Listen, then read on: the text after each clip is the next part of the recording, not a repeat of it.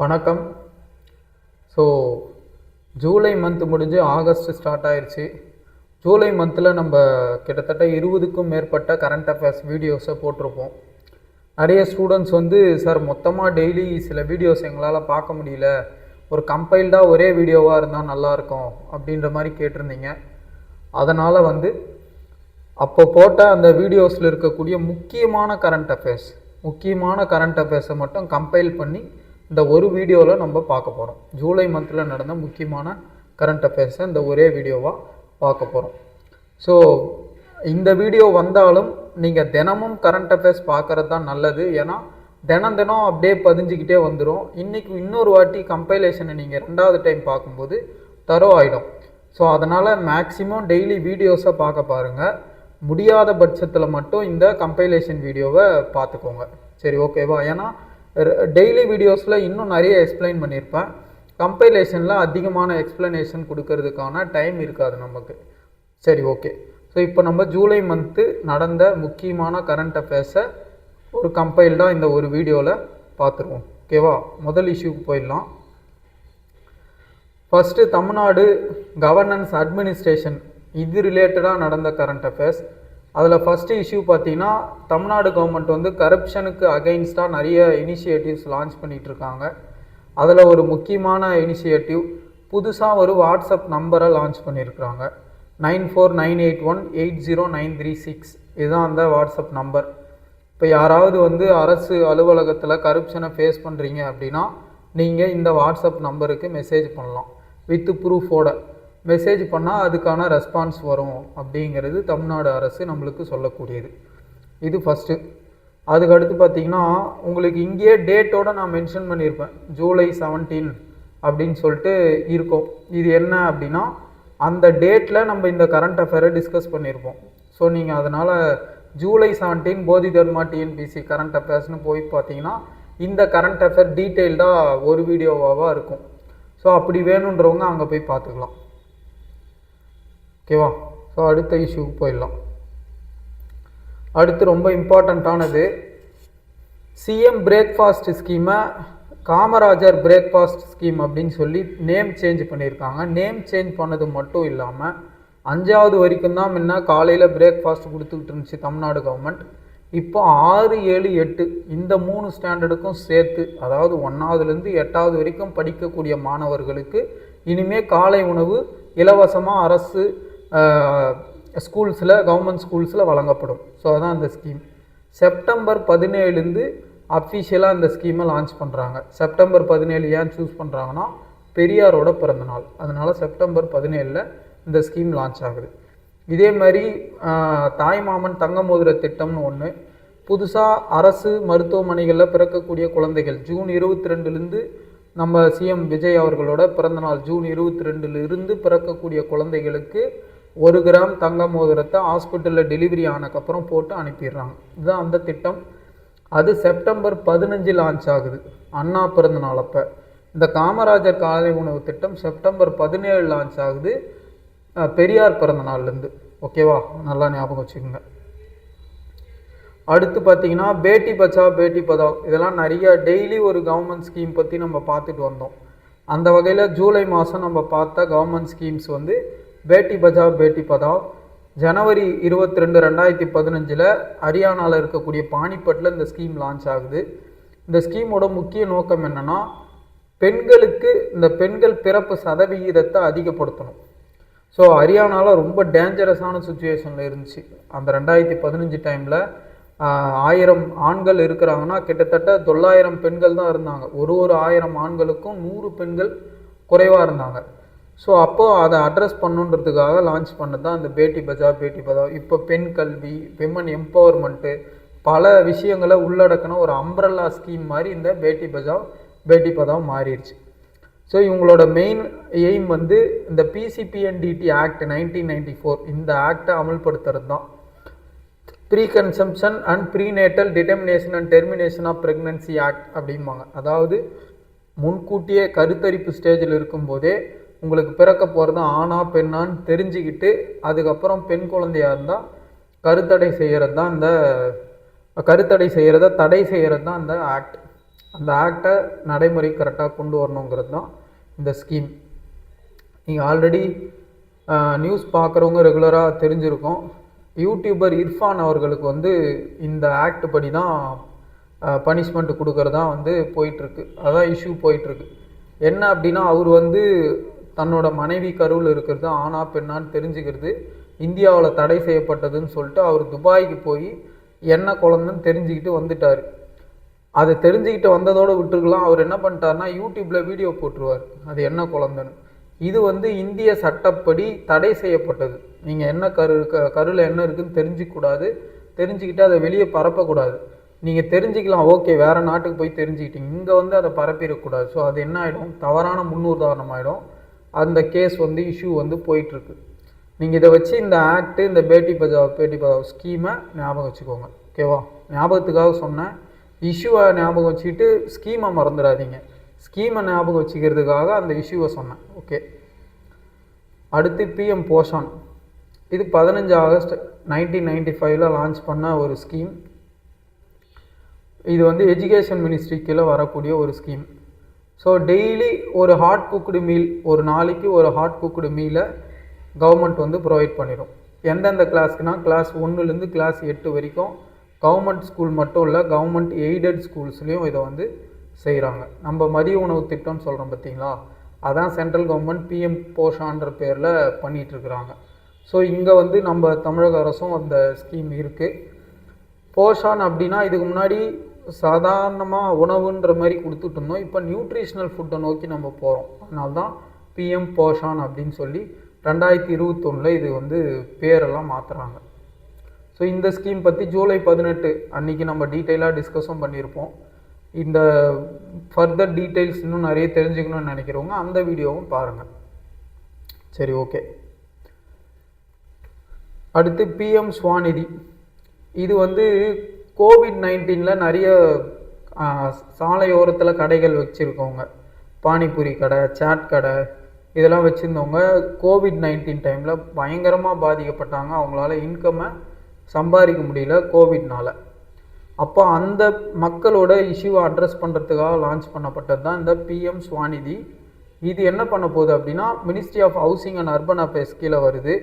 இது ஒரு central sector scheme. 100% funding வந்து சென்ட்ரல் கவர்மெண்ட் தான் கொடுக்க போகுது. ஸ்ட்ரீட் வெண்டர்ஸ் அவங்களுக்கு வந்து எந்த வித கொள்ளையற்றலும் இல்லாமல் லோன் கொடுக்க போகிறாங்க. இந்த லோனை யூஸ் பண்ணி அவங்க என்ன பண்ணலாம், முதல்ல 50,000 கொடுப்பாங்க. அதை யூஸ் பண்ணி அவங்க ப்ராப்பராக ஒரு பிஸ்னஸை டெவலப் பண்ணி அந்த லோனை ப்ராப்பராக ரீபே பண்ணுறாங்க அப்படின்னா 1 lakh. அந்த 1 lakh ரீபே பண்ணால் அடுத்து 2 lakh. இந்த மாதிரி வந்து அவங்களுக்கு லோன்ஸ் கொடுக்குற ஸ்கீம் தான். சப்சிடைஸ்டு லோன்ஸு, கொள்ளையற்றலே இல்லாமல் லோன்ஸ். இதுதான் வந்து இந்த ஸ்கீமோட நோக்கம். அடுத்து பிஎம் விஸ்வகர்மா. அது வந்து ஸ்ட்ரீட் வெண்டர்ஸ்க்கு லோனு. இந்த பிஎம் விஸ்வகர்மா வந்து 17 செப்டம்பர் 2023 லான்ச் பண்ணுது. Micro small medium enterprises ministry கீழே வரக்கூடியது. இதில் என்ன பண்ண போகிறாங்கன்னா, ஸ்கில் ட்ரைனிங் கொடுப்பாங்க. உங்கள் ஊர்களில் இருக்கக்கூடிய கார்பெண்டர்ஸு, இந்த மாதிரி கோல்டு ஸ்மித்தாக இருக்கிறவங்க, இரும்பில் வேலை செய்கிறவங்க, அவங்க ஒரு லிஸ்ட்டு வச்சுருப்பாங்க. அந்த 18 நோட்டிஃபைடு ஜாப் ஏதாவது அவங்க செய்கிறாங்கன்னா அவங்களுக்கு ஃபார்மலாக ட்ரைனிங் கொடுத்து, ட்ரைனிங்க்கு அப்புறம் ஒரு லோனும் கொடுக்குறாங்க. ஃபஸ்ட்டு 1 lakh வரைக்கும் கொள்ளையற்றலே இல்லாமல் அவங்களுக்கு லோன். ரீபே பண்ணால் 2 லட்ச ரூபாய் லோன். இந்த லோன் கூட 15,000 ரூபாய் டூல் கிட்டும் அவங்களுக்கு கொடுப்பாங்க. இப்போ நீங்கள் கார்பெண்டர் அப்படின்னா 1 lakh லோனும் வரும், ப்ளஸ் 15,000 டூல் கிட். அது என்ன டூல் கிட் அப்படின்னா, நீங்கள் அந்த கிட்டை யூஸ் பண்ணி உங்கள் கார்பெண்ட்ரி டூல்ஸை வாங்கிக்கலாம் 15,000க்கு. ஸோ அதுவும் இந்த ஸ்கீம்லேயே வருது. அடுத்து பிஎம் சூரியகார் மஃப்ட் பிஜிலி யோஜனா பற்றி பார்த்துருப்போம். சோலார் பேனல்ஸ்க்கு 78,000 ரூபாய் வரைக்கும் மானியம் கொடுக்குது மத்திய அரசு. இப்போ இதுதான் பட்ஜெட்டில் நம்ம தமிழக அரசும் இந்த ஸ்கீமுக்கு சப்போர்ட் பண்ணுற மாதிரி 1 லட்ச ரூபாய் வரைக்கும் மானியம் கொடுக்குறாங்க. 78,000 மத்திய அரசு, 22,000 தமிழக அரசும் மானியம் கொடுக்குது. ஸோ மொத்தம் சேர்த்திங்கன்னா சோலார் பேனல் நீங்கள் 3 கிலோவாட் சோலார் பேனல் போடுறீங்கன்னா 1 லட்ச ரூபாய் உங்களுக்கு மானியமே வந்துடும். 2.5 லட்சம் நீங்கள் மொத்தம் செலவு பண்ணுறீங்கன்னா அதில் 1 லட்சம் மானியம் வந்துடும். அப்போ உங்களுக்கு 1.5 லட்ச ரூபாய் தான் செலவு பண்ணியிருப்பீங்க. அந்த 1.5 லட்சமும் உங்களுக்கு இபியில் சேவ் ஆகிடும். தொடர்ந்து ஒரு 2-3 வருஷம் யூஸ் பண்ணிகிட்டே வரீங்க பேனல்னால் இபியில் உங்களுக்கு சேவ் ஆகிடும். ஸோ அப்போ போட்ட காசை 3 வருஷத்தில் ரிட்டர்ன் எடுத்துடலாம்.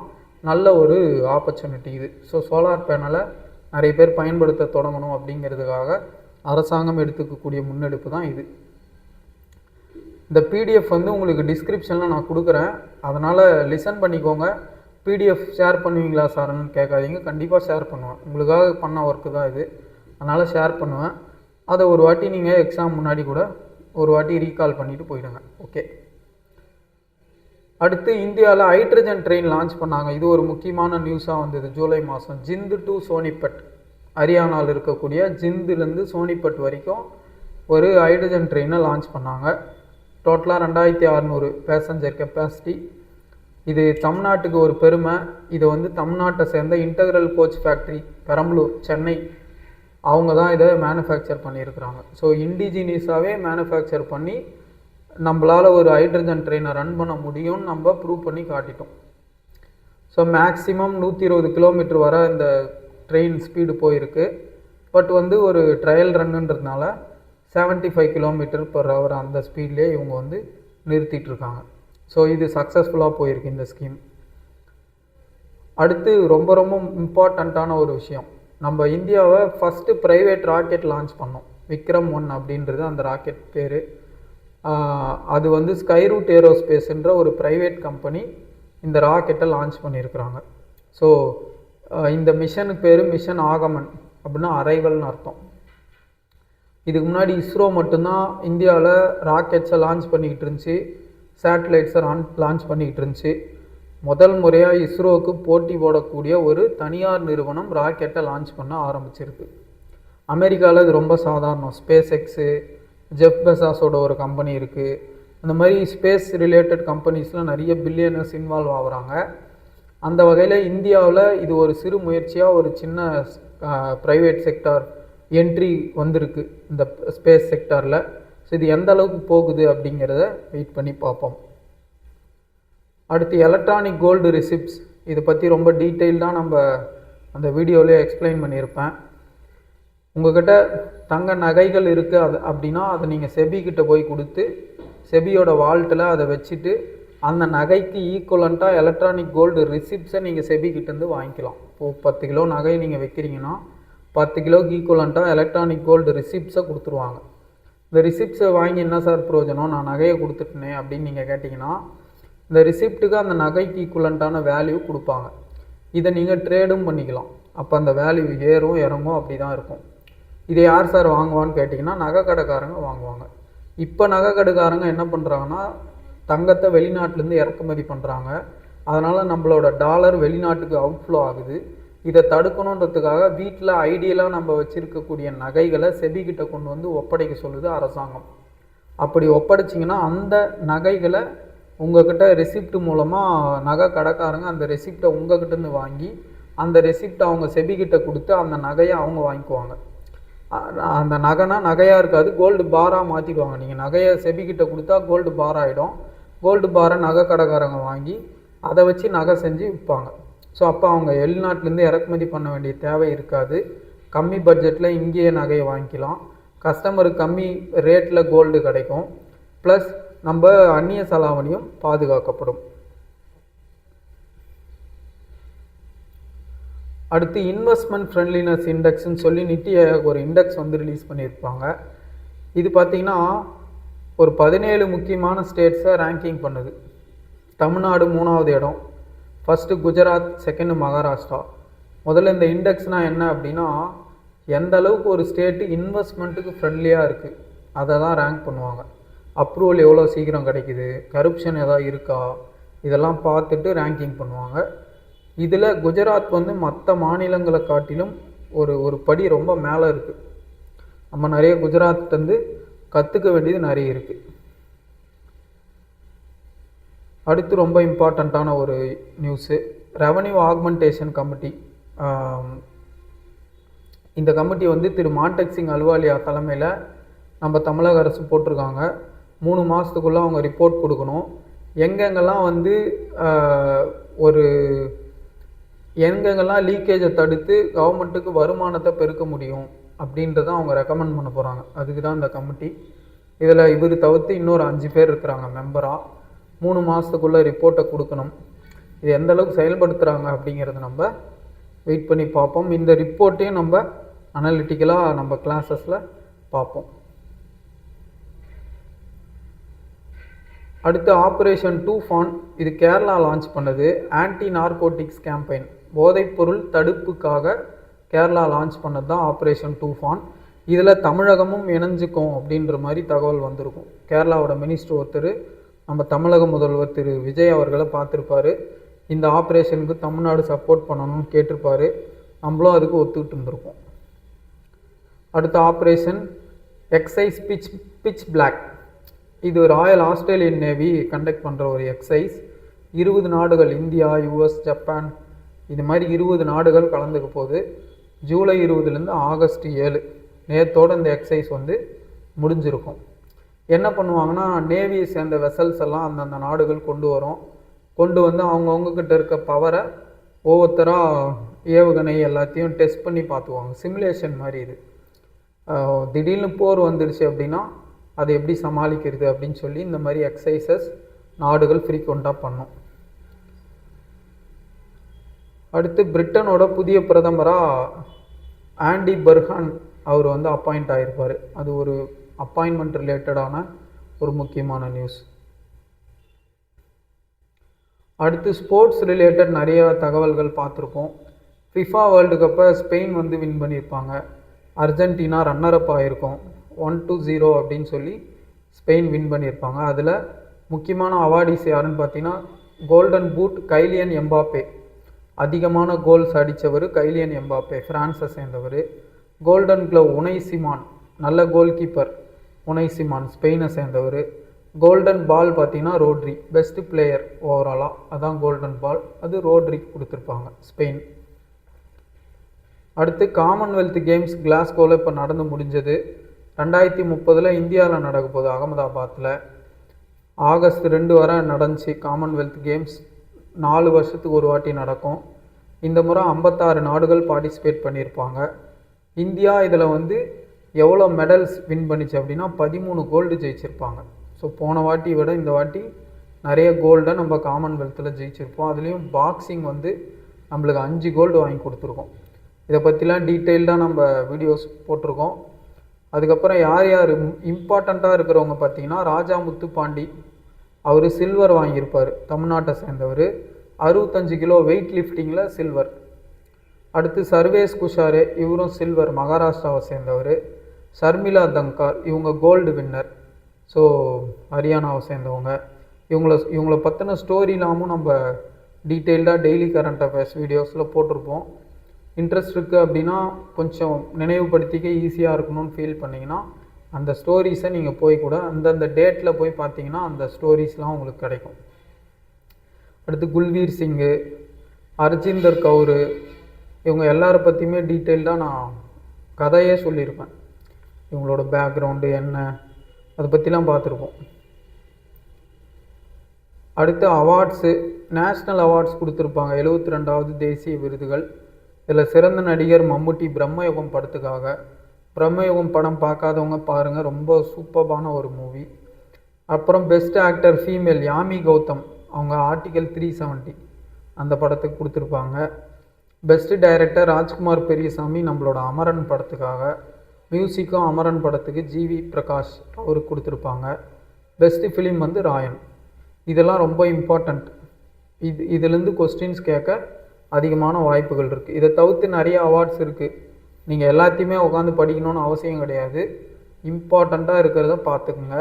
நேஷ்னல் அவார்ட்னாலும் தமிழ்நாடு ஸ்பெசிஃபிக்காக என்ன மூவிஸ் அங்கே ரெக்கக்னைஸ் ஆகிருக்கு, எதுக்கெல்லாம் கொடுத்துருக்காங்கன்ற ஃபோக்கஸில் படிச்சிங்கன்னா உங்களுக்கு யூஸ்ஃபுல்லாக இருக்கும். அதை மட்டும்தான் கேட்பான்.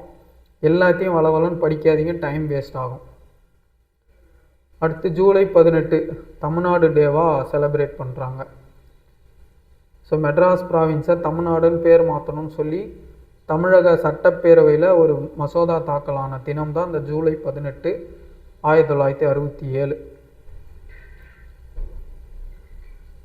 அடுத்து ஜூலை 23 நேஷ்னல் ஃப்ளாக் டே அப்படின்வாங்க. ஜூலை 22 நேஷ்னல் ஃப்ளாக் டேன்னுவாங்க. அன்றைக்கி தான் அப்ரூவ் ஆகிருக்கும். நேஷ்னல் ஃப்ளாக் யார் டிசைன் பண்ணுவாங்கன்னா பிங்காலி வெங்கையா. அவரை பற்றின ஸ்டோரியும் நான் சொல்லியிருப்பேன். அந்த வீடியோ பார்த்தீங்கன்னா உங்களுக்கு தெரியும். அடுத்து ஜூலை 23 பாலகங்காதர் திலக்கோட பிறந்த நாள். அதுக்கப்புறம் முக்கியமான ஒரு நியூஸ், இந்த சாரநாத் இருக்கு பாருங்க, அது யுனெஸ்கோ வேர்ல்டு ஹெரிட்டேஜ் சைட், 45வது யுனெஸ்கோ வேர்ல்டு ஹெரிட்டேஜ் சைட், உலக பாரம்பரிய களமாக வந்து அனௌன்ஸ் பண்ணியிருக்கோம் யுனெஸ்கோ. ஸோ இந்த யுனெஸ்கோ பாரம்பரிய சைட் ஆகணும்னா என்ன ப்ரொசீஜர், அதெல்லாம் நான் டீட்டெயிலாக அந்த வீடியோவில் பேசியிருப்பேன். ரீகால் பண்ணணும்னு நினைக்கிறவங்க அதையும் ஒரு வாட்டி பார்த்துக்கலாம். அடுத்து இந்த மனா ஜம்பாலான்றவங்களை பற்றின ஒரு கதை. 12 வயசே ஆன ஒரு பொண்ணு ஒரு AI start up company start பண்ணியிருக்கோம். அடுத்து இம்பார்ட்டண்ட்டான நியூஸ் பார்த்தீங்கன்னா, இந்த நீட் எக்ஸாம் லீக் வந்து பெரிய பிரச்சனையாக போயிட்டுருக்கு. அதை சார்ட் அவுட் பண்ணுறதுக்காக ஒரு டாஸ்க் ஃபோர்ஸை மத்திய அரசு அமைச்சிருக்கோம். யார் தலைமையிலனா நந்தன் நீலகேணி இவரோட தலைமையில் அமைச்சிருக்கு. இவங்க என்ன பண்ண போகிறாங்கன்னா, நீட்டை லீக் ப்ரூஃபாக மாற்றுறதுக்கான சிஸ்டம்ஸை எஸ்டாப்ளிஷ் பண்ணுறது, அதுக்கான சஜஷன்ஸ் கொடுக்கறது தான் இந்த டாஸ்க் ஃபோர்ஸ் பண்ண போகுது.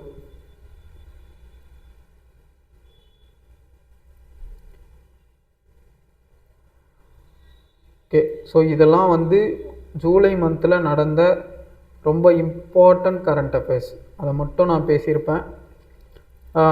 ஃபுல் வீடியோ வேணும் அப்படின்னா நீங்கள் ஒரு நாள் வீடியோஸும் பார்க்குறது நல்லதாக இருக்கும். இது ஜூலை மந்தோட கம்பைல்டு வீடியோ. ஸோ இந்த மாதிரி யூஸ்ஃபுல் கண்டென்ட்க்கு நம்ம சேனலை சப்ஸ்கிரைப் பண்ணிக்கோங்க. உங்களுக்கு பிடிச்சிருந்தா உங்கள் ஃப்ரெண்ட்ஸ்க்கு யாராவது யூஸ்ஃபுல்லாக இருக்கும்னு தோணுன்னா ஷேரும் பண்ணுங்கள். தேங்க்யூ.